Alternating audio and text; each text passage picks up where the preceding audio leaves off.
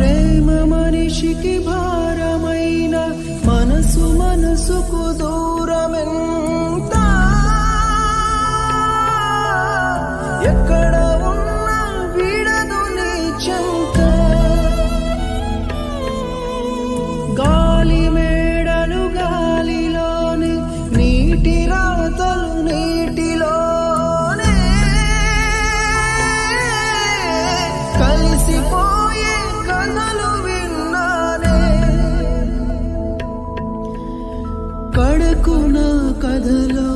జరిగేనే చిగురాకుల్లో నా దాగు